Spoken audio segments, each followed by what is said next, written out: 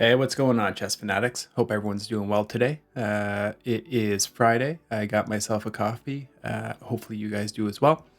Let's just pop into the 10-minute pool, see what we get today. I think we are rated, 1603. So we're playing an opponent 1602 out of Poland. We'll open up with d4. Quick response with d5. Our opponent is not messing around. And we are going with a bit of a copycat variation. We'll just bring the bishop out. If he trades that off, happy with this position. Okay, so we can play this. It's not the best move by any stretch. Let's see if our opponent takes here. So we will have to take with the bishop in this scenario because our opponent always has a check. Typically in other lines we have c3, so we'd have to block with knight bd2, but there's not a scenario where our opponent can jump the knight in because we have a pawn on d3. Would be nice to just continue development. Wow. Okay. That feels somehow like a lot. What if we just start... What if we just start like with a move like this? So if we pin that knight, then we have the scenario if he takes. Yeah, has to take. Yeah. It's not great, loses a pawn. We'll just change off the knight here. He basically has to take this, otherwise we'll have an intermezzo that comes with check. And we should be winning a piece. Okay, so now we have this pin, to which our opponent immediately brings the bishop back.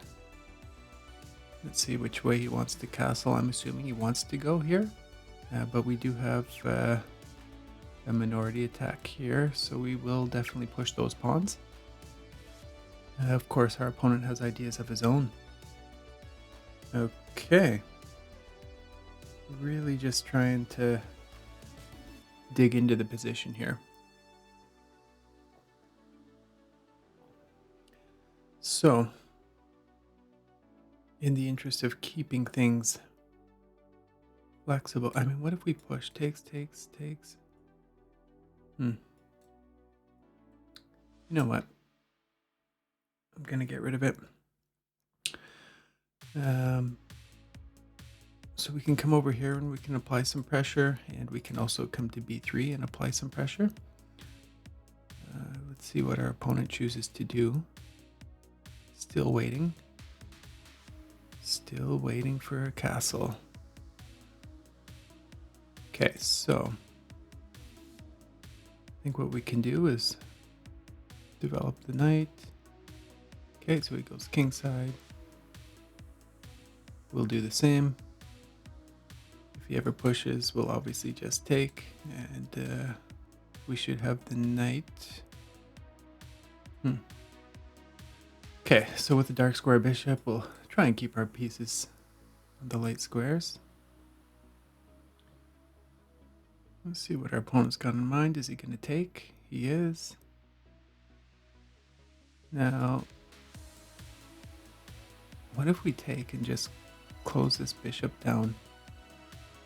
What does this bishop have scope over? Just hung a queen. Yeah, and opponent resigns. Good game by our opponent. Played obviously a huge blunder at the end there. Happens to the best of us. Let's do a quick review and see what the Silicon Overlord has to say about this. Okay, so we played 90%. I will take it. Look at this, super consistent, and then obviously a huge blunder. Now we were down 1.39, so definitely had an advantage. However, I will say that this is somewhat consistent play. We're at 1611, so we got ourselves a little bit of buffer over 1600. We obviously don't want to go back down below that. We want to just continue to push the rating up. So I thought that this maneuver was a little bit aggressive. There's not a lot to really go over here, so it liked redeveloping the knight. Now the thought here was that I'd be able to ultimately make my way in over here, bring the knight in, maybe have some sort of attacking chances. So our opponent obviously played c5, wanting to trade this off. The machine didn't like what I did. So I moved this over to protect the pawn in the event that there was takes. Didn't want to have a scenario where this was hit, or maybe I have to push this, for example, and then my rook is left in the corner. So our opponent takes. Now I'm assuming it's saying that knight is the best move here. Yeah, so knight d4, 0.79 advantage, so still a bit of an advantage for black. I think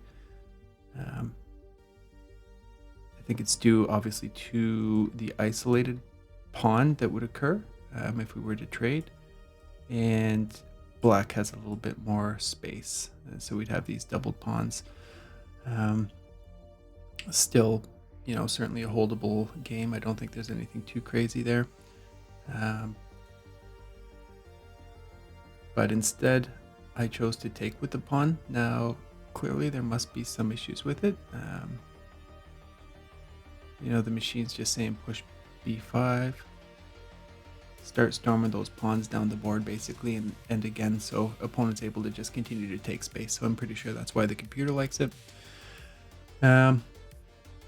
Yeah, I feel like it would have been a holdable game either way. I mean, there's enough pieces on the board to create havoc, and while bishops are better, sometimes I prefer to have knights, especially if there's not a lot of squares for the bishop, for example, to attack.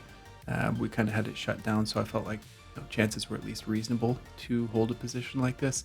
But then obviously our opponent just blundered a queen, and that was that. So yeah, guys, thanks for watching today. I should have a different setup once again tomorrow. Just trying to do a couple different things, maybe improve the stream quality, step up the audio, etc. Thanks a lot. I'll see you tomorrow.